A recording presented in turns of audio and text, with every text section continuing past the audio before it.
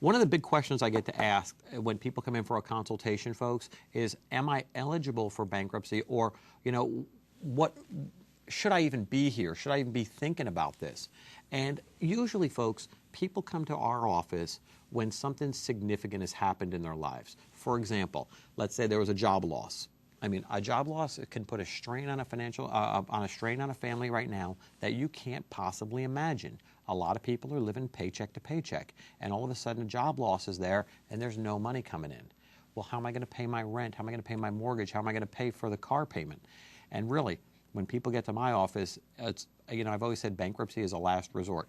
Some people come in when they see when they see that things are going to get bad in the future. They've been dwindling down their savings account, and then they come in and they say, okay, here's where I'm at, here's where I'm going, I need help. But usually, folks, people hang on to the very edge. And again, I have no problem with that. I'm there when you need me. But the reality is a job loss is one of the biggest things that happens in somebody's life, and they have to come see me. Secondly, is going to be a divorce. When you have families that get divorced, now you've got two households living on the income that used to sustain one. You've got a lot of issues with regard to who's paying what, who's staying in the marital house and paying that, who's moving out.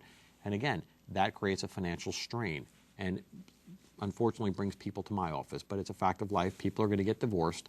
I don't step in on the emotional side. I try to stay just on the financial side and help people get through the process.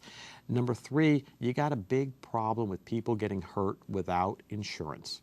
Let's say one hospitalization can cost a lot of money. A person who was pretty close to me recently had a massive heart attack.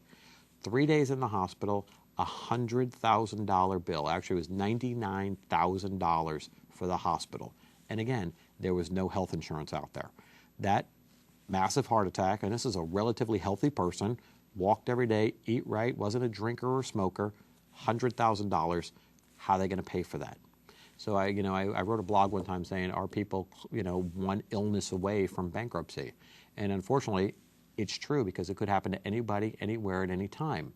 Now, if you have health insurance, good for you. A lot of people are uninsured, and hopefully that'll change one day. But the reality is still there that health insurance, while being a good thing if there's an emergency, doesn't cover everything. So if you don't have an emergency fund stashed away, you could be one illness away from a bankruptcy. Credit card debt. Credit card debt can get out of hand. Let's face it. When you don't have enough money to meet the monthly payments, it's easy to go to the credit cards, get a cash advance, or buy food, gas, groceries, whatever you have to buy, medicine, on your credit cards. Once those credit cards get out of hand, at first you feel like you can handle it because I can make these monthly payments, the minimums. But then you miss one payment and all of a sudden the universal default clause kicks in. Next thing you know, everybody shot up to 29% or 27% or 25%. Anything more than 8% to me is outrageous. But they're allowed to go up to 29%, which just to me should be absolutely illegal. And any clown who doesn't want to vote to change that law, of course it doesn't come up because the credit card lobbies are a lot stronger than you and I, and we keep it there.